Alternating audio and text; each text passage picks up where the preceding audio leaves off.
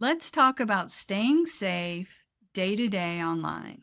Start with the basics of a web address. Know which site you're going to. Look for an HTTPS and confirm the domain is actually the one you intend to visit. Important nuance: the padlock just means the connection is encrypted. Scammers can get padlocks too. So it's not by itself proof that a site is trustworthy.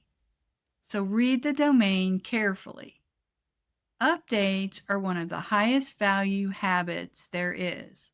When your browser, operating system, or apps prompt you to update, do it then or that day. Those patches are usually fixing the exact security holes attackers are trying to exploit. Be choosy with browser extensions. Each one can see what you do online. So install only trusted ones and remove what you don't use.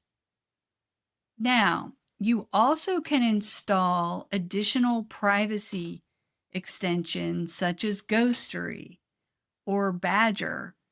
And now, Firefox and Chrome do have some security built in now, but you also can install like Ghostery, which they're going to check and make sure that you don't go to a website that has been blacklisted, for example.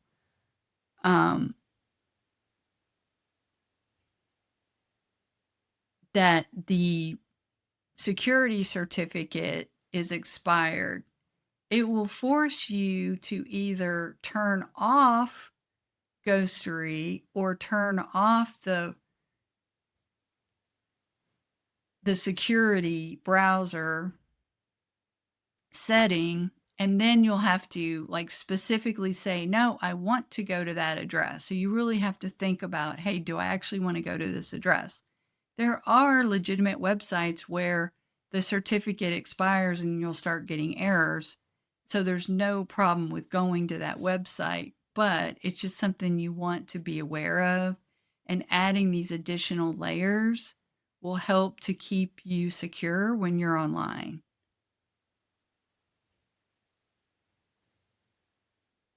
Don't overshare on social media because attackers mine those details to make phishing feel personal.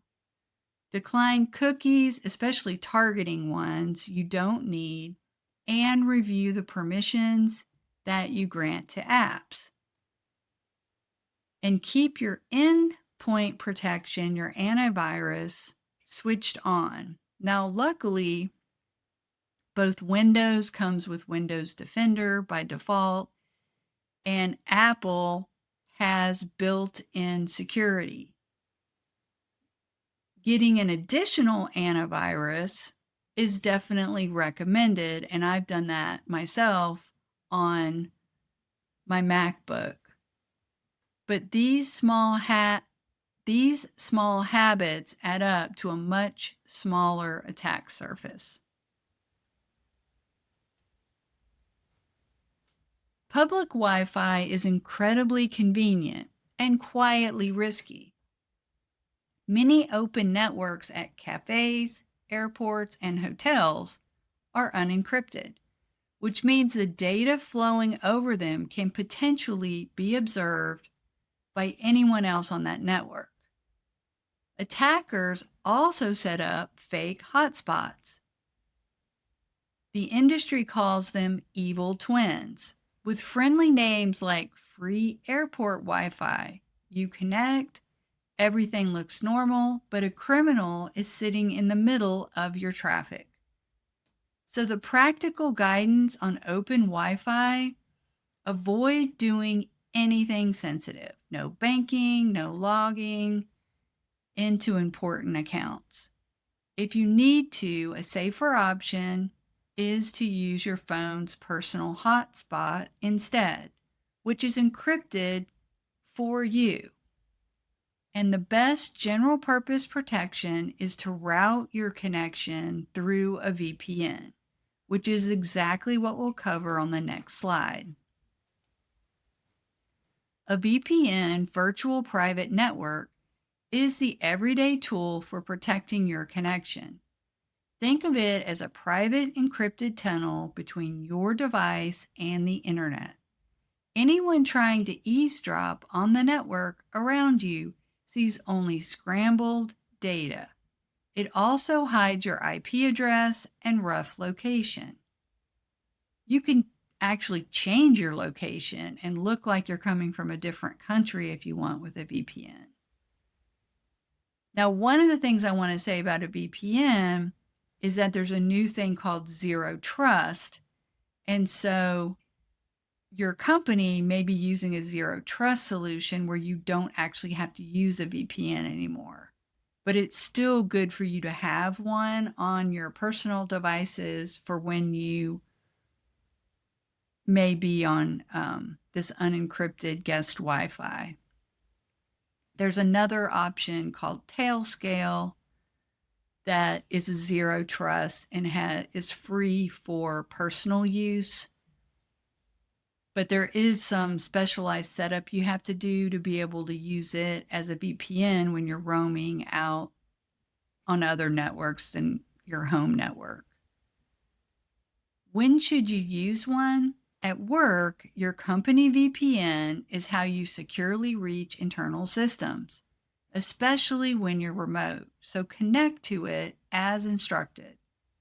And for everyone, switch a VPN on before you touch public Wi-Fi. 2 cautions. First, choose a reputable provider because your VPN can see your traffic. So some of these say that they're free VPNs and they found out they're actually mining your data. So it's better to find a good one and purchase it.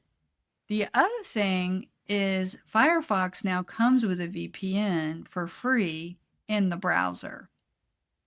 And ProtonMail has a free VPN too. Also, set expectations. A VPN protects your connection, but it does not stop you from clicking a phishing link or downloading malware. It's one important layer, not a force field. Combine it with everything else we've covered to ensure your online safety. Awareness isn't only about online attacks. It's also about protecting information in the physical world.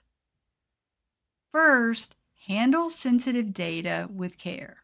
PII, personally identifiable information like names, addresses, government IDs, and financial or health data, should only be shared with people who genuinely need it and only through approved, secure tools. When in doubt, ask before you send. Second, lock your screen every time you step away from your computer or phone, even for just a few minutes. An unlocked, unattended device is an open invitation to hackers. Third, keep a clean desk. Don't leave passwords on sticky notes or sensitive documents just lying around. And shred confidential paper instead of tossing it. And fourth, watch for tailgating. Someone following you through a secure door without badging in. It feels rude to stop, but politely making sure everyone uses their own badge is a real security concern. These physical habits protect data just as much as any software setting.